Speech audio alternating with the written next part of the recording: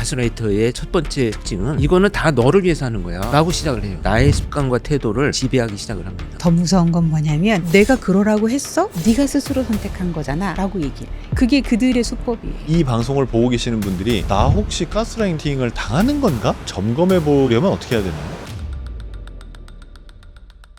안녕하세요, 한석준입니다. 프로파일링 일상의 그림자들, 오늘은 일상생활에서 우리를 위협하는 범죄에 대한 이야기를 해보도록 하겠습니다. 먼저 국내 프로파일러 1호 동국대학교 경찰사법대학원의 권일용 교수님, 그리고 서원대학교 상담심리학과의 김태균 교수님 두 분과 함께합니다. 어서 오십시오. 안녕하세요. 반갑습니다. 반갑습니다. 자, 그럼 첫 번째로 범죄 얘기를 본격적으로 할 텐데, 일단 가스라이팅에 대한 범죄입니다. 가스라이팅이라는 용어가 뉴스에 나오고 또 우리가 알게 된 지가 벌써 한 10년이 됐더라고요. 누군가 와서 가스라이팅이라고 규정해주기 전까지는 나한테 조언해주는 고마운 사람 같은 느낌도 들거든요. 왜 이 가스라이팅에서 벗어나지도 못하고 그게 가스라이팅인지 인식도 못하고 그러는 걸까요? 사실 이 가스라이팅이라고 하는 것 자체가 자기도 모르게 상대방의 어떤 통제 하에 들어가는 것인데, 그러다 보니까 가스라이팅을 하는 사람들이 가장 많이 쓰는 수법 중에 하나가 후광을 이용합니다. 내가 갖고 있는 사회적인 능력, 지위, 명예 이런 것들을 거짓으로 만들기도 하고 인위적으로 조작을 해가지고 내 뒤에 있는 후광들을 이용해서 상대방이 나를 신뢰하게 만드는, 여기서부터 시작을 하기 때문에 갑자기 가스라이팅이 진행되지 않아요. 순간순간 시작점이 아주 은밀하게 시작이 되기 때문에 한 중간 정도 가스라이팅이 진행되어 갖고 내가 빠져들게 되면 그때부터는 이제 내가 믿고 의지할 사람들로부터 다 고립이 되어 있거든요. 그래서 이제 더 이상 헤어나지 못하는 상황까지 이르게 되는 것이 반복되죠. 지금 이제 말로만 설명을 하시면 뭐 그런 걸 왜 당하는 거지? 라는 생각이 드는 분들도 있을 텐데, 그 이 가스라이팅이 많이 일어나는 관계는 어떤 관계입니까? 사실은 가스라이팅이 가장 일어나기 쉽고 가장 자주 일어나는 관계가 부모-자식 관계. 그러니까 부모는 아이한테 절대적인 존재잖아요. 어떤 식으로든 통제를 가하게 되고 아이가 필요로 하는 현실적인 요구들을 충족시켜주는 대상이잖아요. 아이는 당연히 믿고 따를 수밖에 없는 거고, 그리고 부모의 가치관이나 태도를 아이의 기준에서 저게 옳다 그르다를 판단을 못해요. 어리기 때문에. 그래서 부모가 콩을 파치라고 얘기하면 파치되는 거죠, 아이 입장에서는. 가스라이팅의 핵심은 쉽게 표현하면 쇠뇌하는 거거든요. 근데 쇠뇌하기가 아주 쉽게 되는 거죠. 그러니까 이제 어디까지가 가스라이팅이고 어디까지가 훈육인지에 대해서 우리가 좀 고민을 해야 될 지점이 생기는 거죠. 그리고 성인 기준에서 가스라이팅이 가장 많이 일어나는 관계는 연인 관계예요. 그래서 가스라이터 대부분은 자기애가 매우 강한 사람들인 건 맞거든요. 병적 자기애라고 명명을 한다 치면, 병적 자기애를 가지고 있는 사람들의 핵심 니즈는 전지전능감이에요. 그러니까 연인 관계에서 내가 신적인 지위를 가졌다라고 믿고 있는 사람처럼 행동하는 거죠. 일거수일투족을 감시하고 통제하고 보고받고 싶어하고, 너 같은 사람이 나나 되니까 받아주지 뭐 이런 식의 이야기를 한다거나, 아니면 그 사람이 가지고 있는 신념이나 태도를 자기 것으로 바꾸려고 계속 시도한다거나, 그래서 너의 생각은 틀렸어, 내가 가지고 있는 생각이 옳으니까 이거대로 넌 해야 돼, 이런 식으로 시도하는 사람이 만약에 있다면 가스라이터일 가능성이 높습니다. 지금 만약에 이 방송을 보고 계시는 분들이 나 혹시 가스라이팅을 당하는 건가? 라고 스스로의 상황을 점검해 보려면 어떻게 해야 되나요? 외형적인 특징을 한두 가지만 뽑아보자면, 친하게 지내는 사람들이 언젠가부터 나하고 멀어져 있어요. 그건 왜냐하면 이 가스라이터들이 누군가로부터 조언을 받는 기회를 차단하는 거예요. 그리고 두 번째 뭐냐면, 그런 사람들이 뭔가 잘못된 것 같아, 네가 지금 문제가 생길 것 같다라는 중요한 조언을 해주면 본인이 스스로 잘 모르고 답답한 소리 하네, 이런 말이 먼저 나와요. 그렇다면 자기가 정말 자기를 위해서 조언을 해주는 사람들을 스스로 멀리하고 그들의 조언을 받아들이지 않는 상태로 바뀌는 것이 대표적인 특징입니다.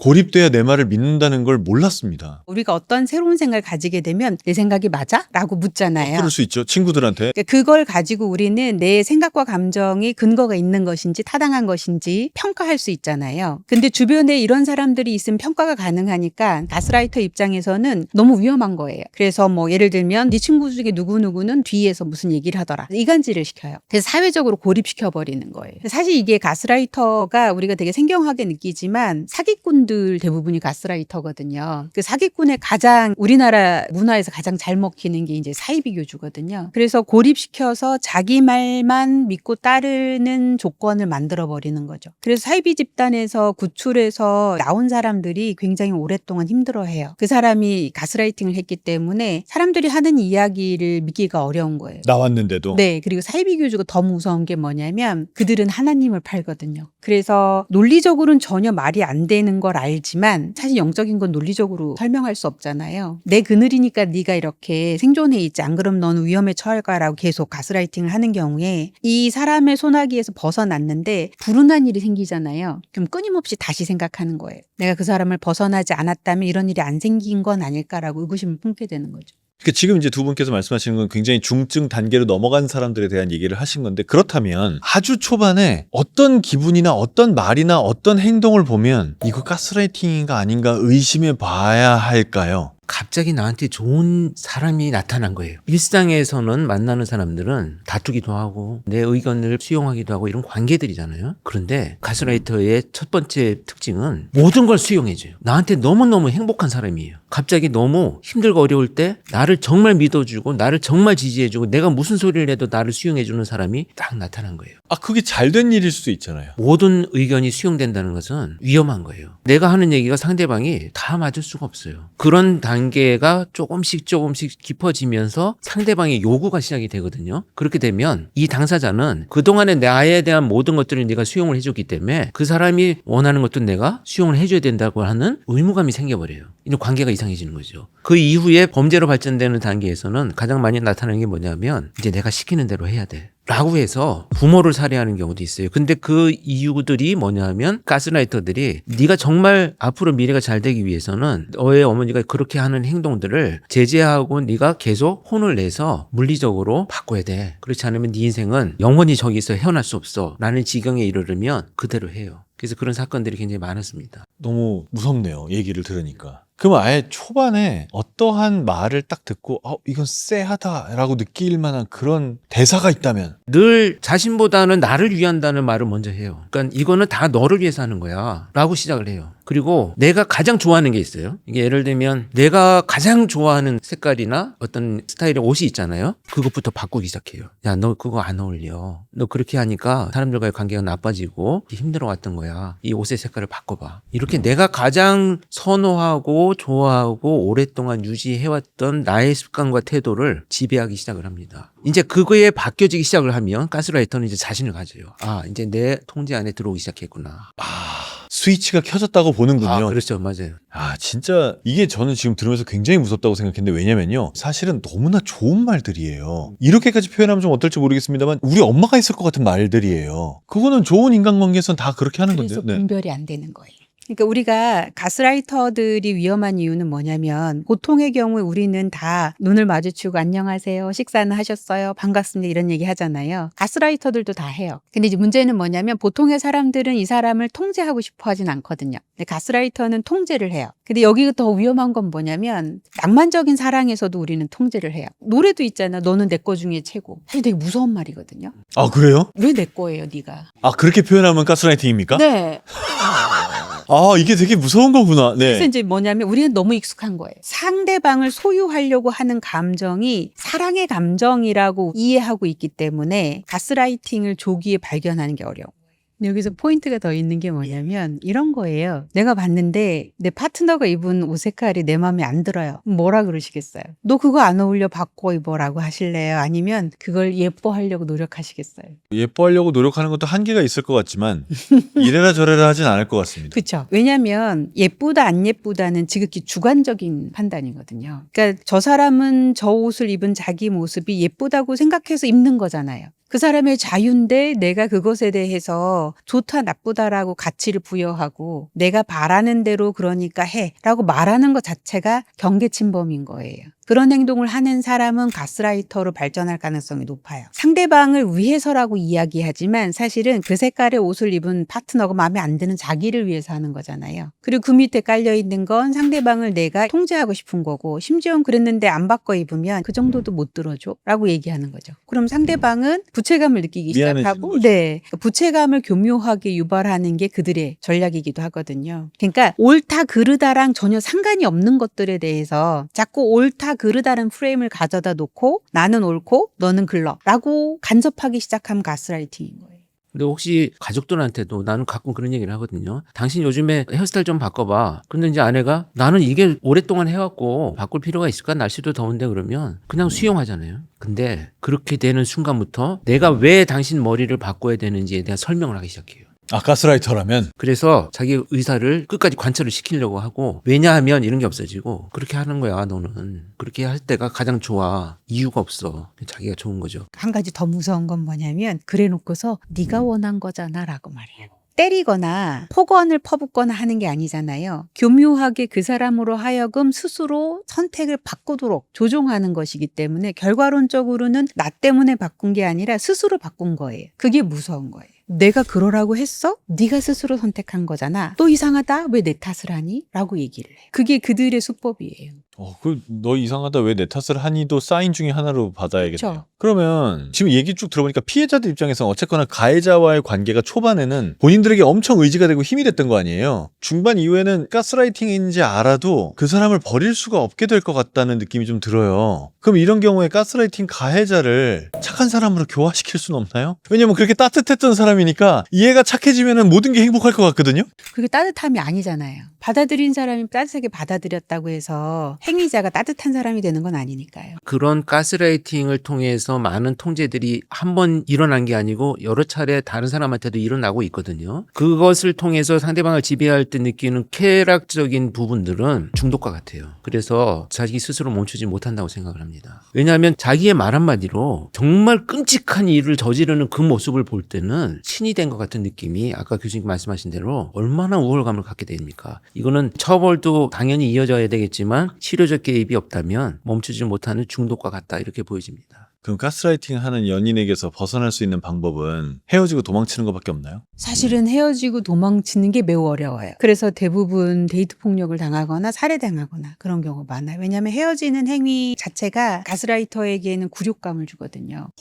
내가 통제했다고 생각했는데 벗어나니까 맞아요. 니까짓게 감히 나는 전지전능해야 하고 이 사람들은 그 전지전능감이 이미 중독되었기 때문에 전지전능감을 느끼지 못하는 상태에선 그거에 대한 갈망이 더 커져요. 금단 증상처럼.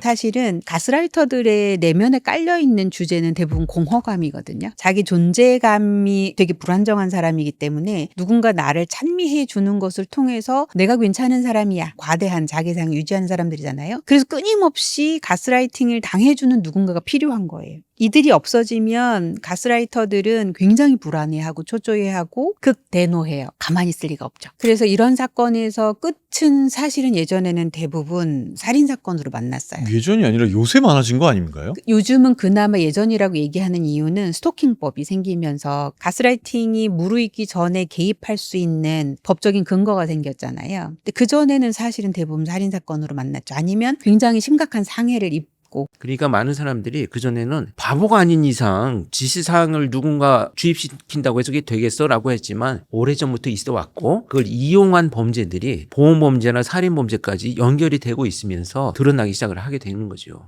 어려운 얘기인데요. 제가 그 피해자들 만나보니까 놀랍게도요. 나라도 이 사람 옆에 있어줘야 돼 라고 생각하는 사람들이 굉장히 많았어요. 정말 심리적으로 지배를 받고 있기 때문에 가해자를 대변하고 마지막까지 가는 경우들이 안타깝게도 굉장히 많았습니다. 근데 저는 여기서 더 무서운 게 요새는 뭐 AI 가스라이팅도 한다면서요. 이건 뭐 어떻게 하는 거예요? 가스라이팅을 하는 후광을 만들 때 나는 이렇게 유명한 사람과 이렇게 사람들을 위해서 희생과 봉사하는 되게 유명한 사람하고 나는 친하게 지내 라고 딥페이크나 딥보이스를 이용해서 자신의 후광을 만드는 경우들이 나타난다는 거죠. 내가 누구랑 영상 통화하는 사이야 뭐 이런 걸 만들어내는군요. 그러면 내가 한석준 씨랑 딥페이크의 영상물을 만들어가지고 봐, 나 이 사람하고 이렇게 친해서 이런 사람들도 나를 믿고 있잖아 라는 후광을 만든다면 상당히 빠른 시간 안에 피해자들이 속지 않을까 이런 게 우려되는 상황이죠. 정말 별걸 다 이용하네요. 딥페이크를 좀 자세히 설명해 주세요. 이 딥페이크라고 하는 것이요. 예술 영상 분야에서는 굉장히 필요한 기술입니다. 이게 범죄에 활용되고 있다는 거죠. 단순히 사진 하나를 합성해가지고 누군가의 성착취물이나 이런 것들을 만드는 게 아니고 지금은 오히려 영상이나 제작물을 만들어가지고 마치 그 사람이 실제 출연하고 있는 것처럼 실제 말하고 있는 것처럼 이렇게 속여가지고 많은 일들이 벌어지고 있습니다. 이 딥페이크로 가상의 여성을 만들어서 범죄를 한 경우도 있더라고요. 근데 이게 가상의 여성이 실존 인물이어서 좀 더 문제가 됐었다고 하던데 이런 경우도 많아지고 있습니까?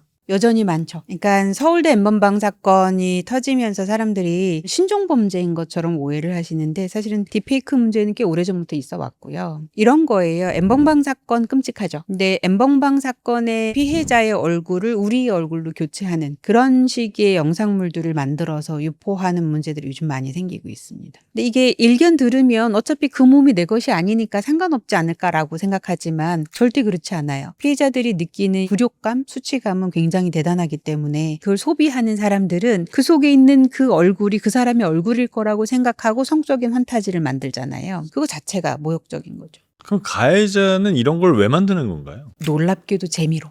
피해자에게는 인생이 나락으로 떨어지는 결과를 초래하는데 잡고 나서 물어보면 대부분 재미였어요. 이럴 줄 몰랐어요. 라고 이야기를 한다는 거죠. 아니, 그럼 이제 AI 딥페이크가 이렇게까지 계속 정교해진다고 하면 내 눈으로 봤을 때 진짜인지 가짜인지 알 수가 없다는 뜻이잖아요. 그럼 이럴 때는 어떻게 대응해야 되나요? 그래서 저는 일단 AI는 AI로 대응을 해야 된다라고 생각을 합니다. 화상 미팅이나 화상 통화에서 참여자의 얼굴을 변조해서 상대방을 속일 수도 있고요. 이것을 통해서 금융 사기의 범죄에 활용할 수도 있기 때문에 얼굴 변조 여부를 감지할 수 있는 안티 딥페이크 기술, 이거를 선제적으로 확보하고 고도화해 나가고 있는 NGU 플러스에서 이 시스템을 개발을 하고 있거든요. 이게 추후에 이제 익시오와 같은 서비스에 도입하는 것을 검토 중에 있다, 이렇게 알려져 있는데, 이게 뭐냐면 우리가 개인이 할 수 없는 것들을 시스템을 통해서 대응하고 차단을 해야 되지 않나, 이런 시대라고 생각을 합니다. 그럼 이게 청소년들인 경우에는 이런 구분이 좀 더 어렵지 않습니까? 그럼 아이에게 이렇게 유해한 AI로 만든 컨텐츠가 갔을 때 이거를 좀 원천 차단할 수 있는 방법은 없나요? 이 LG U+는요, 콘텐츠 수신 시에 위변조 위험이 있거나 유해한 콘텐츠로부터 고객을 보호합니다. 그래서 부적절한 이미지 콘텐츠를 스스로 분석을 하고요, 사용자한테 열람 여부를 선택하게 함으로써 결국 노출 전 사전 보호가 가능하다는 얘기가 되겠죠. 근데 현재 이 안티 딥페이크 기술은요, 준비 중에 있습니다. 그래서 앞으로는 누구나 쉽고 편리하게 사용할 수 있기 때문에 어린 아이부터 어르신들까지 모든 세대가 AI 범죄를 미리 예방할 수 있을 것으로 기대가 됩니다. 무엇보다 중요한 것은요, 기술의 도움과 더불어 평소 AI의 안전교육도 함께 이루어져야 한다는 점인데요. 새로운 범죄에 대비하는 경각심, 그리고 의심스러운 전화나 메시지는 곧바로 수신하는 대신 수사기관에 알리는 습관을 들이는 것이 또 필요합니다. 이런 노력들이 더해진다면 보다 안전한 디지털 환경을 만들어갈 수 있을 거다, 이렇게 생각을 합니다. 딥페이크로 아이의 얼굴을 만든 다음에 그걸로 부모에게 돈을 뜯어낸다든지 그런 것도 있다면서요? 그런 사례가 있었었죠. 경찰청 국수본 발표에 따르면 2024년 10월에 외국에 거주하는 부모가 한국을 여행 중인 딸이 감금된 채 울면서 살려달라고 호소하는 이 영상을 받은 적이 있습니다. 그런데 그 영상을 받고 놀라서 대사관에 신고를 하고 한 경찰이 신고를 했는데 그게 딥페이크를 이용한 범죄였던 거죠. 문제가 없는 딸을 경찰이 찾아가지고 돌려보냈던 사례들도 있습니다. 아이, 한국을 여행 중이라는 건 어떻게 알고 그렇게 하는 거죠? 개인 SNS나 정보들을 해킹할 수 있는 기회들이 많이 늘어나면서 개인정보가 사실 굉장히 위험하다고 봐야 되겠죠. 챗GPT 같은 데다가 자기 사진 넣고 요새 인기 있는 무슨 풍으로 바꿔줘 이런 거 많이 하지 않습니까? 그거 혹시 위험할까요? 이 개인정보라는 게 진짜 개인에 대한 모든 정보예요. 자기 얼굴이 스스로 그렇게 뭔가의 정보를 제공한다라고 하는 것은 이제는 조금 위험하다는 생각을 같이 해야 되지 않을까, 이렇게 생각을 합니다. AI 속에 내 정보를 집어넣는 순간 AI가 언제든지 내 정보를 이용할 수 있는 거거든요. 그러니까 거기에 우리가 자꾸 재료를 갖다 주니까. 근데 이게 되게 안타까운 게 뭐냐면 딥페이크 문제가 대두되면서 일선에는 다 딥페이크 관련해서 예방교육을 해라 라고 나왔어요. 대부분의 실무자들이 예방을 위해서 교실에 가서 강의실에 가서 뭘 했냐면 휴대폰 열어, 자기 프로필 사진 내려, 이렇게 했다고요. 그거밖에 방법이 없는 거예요. 근데 사실은 이런 거죠. 피해자가 조심해야 돼. 네가 네 정보를 흘렸기 때문에 이런 거야 라는 것을 아이들에게 가르쳐주는 거랑 마찬가지거든요. 나쁜 방식이라고 생각합니다. 맞아요. 절대 하면 안 되고 특히 이런 식의 폭력 예방 교육에서 하면 안 되는 걸로 우리 다 알아요. 근데 달리 방법이 없는 거예요. 그러니까 이 AI 기법을 쓰지 말라고 할 수도 없고 순기능도 있으니까요. 그럼 우리가 도대체 어떻게 해야 할까? 이 문제가 계속 유지되는 이유 중 결정적인 이유, 그리고 우리가 막을 수 있는 그 이유 중에 하나는 안 보는 거예요. 소비자가 있기 때문이거든요. 그리고 이런 문제가 얼마나 끔찍한지 우리가 연대를 형성해서 계속 알리는 거, 그거밖에 방법이 없는 것 같아요. 헤어진 연인에게 딥페이크를 만드는 경우도 있다면서요? 이건 뭐 어떤 심리인가요? 모욕을 주거나 복수를 하거나 이런 범죄들이 일어날 때 예전에는 그 사람에 대한 사진밖에 없었잖아요. 근데 지금 아까 교수님께서 말씀하신 대로 영상이 충분히 만들어집니다. 그렇기 때문에 그 사람이 마치 어떤 파렴치한 일을 저지르거나 성적인 문제를 일으키거나 모든 불법적인 행위를 저지르는 영상들을 다 만들 수 있다고 봐야 되겠죠. 제가 그 전에 사례들을 보면 대기업에서 자금을 운영하는 사람이 대표가 딥페이크에 표현된 전화 영상을 받고 실제 돈을 인출한 사건이 있었어요. 이런 일들이 벌어지고 그래서 이 딥페이크라고 하는 것은 정말 양날의 검입니다. 왜냐하면 문화예술 창작을 위해서는 정말 획기적인 기술인데 범죄에 응용하고 활용된다라고 생각하면 아주 위험한 기술입니다. 특히 보이스피싱이나 스미싱부터 시작해서 수많은 범죄에 활용될 수 있는 위험성을 갖고 있는 양날의 검이죠. 그래서 지금 사실은 조금 앞선 얘기긴 하지만 경찰에서 굉장히 조심스러운 게 영상 CCTV를 가지고 수사를 많이 하잖아요. 이게 조작될 가능성도 지금은 있어요. 물론 법정에서 제출된 증거들은 포렌식을 통해서 이게 조작됐다는 걸 충분히 알 수 있는데 표면적으로 일반인이 봤을 때는 구분하기는 쉽지 않습니다. 이런 딥페이크로 로맨스 스캠도 합니까? 많이 하죠. 그거는 어떻게 진화가 됐냐면 이 로맨스 스캠이라고 하는 것이 고독과 외로움을 이용한 범죄잖아요. 이제 이 사람의 개인정보를 탈취합니다. 예를 들면 이성에 대한 연령, 외모 또는 취향 이런 것들이 수집이 된다면 딥페이크는 이거를 언제든지 만들 수 있어요. 로맨스 스캠 같은 경우에 일부분이라도 자기 얼굴이 나오지 않으면 상대방이 믿지 않기 때문에 자기 얼굴을 실제 뭐 공항 같은 데에서 막 움직이는 것을 나 지금 외국에 있는데 공항에서 지금 이동 중이야 라고 하면서 공항을 보여주거나 막 이런 것들이 일어났거든요. 근데 딥페이크는 그런 것들이 그냥 어떤 장소에서도 자유롭게 이루어진다는 것이 가장 위험한 거죠.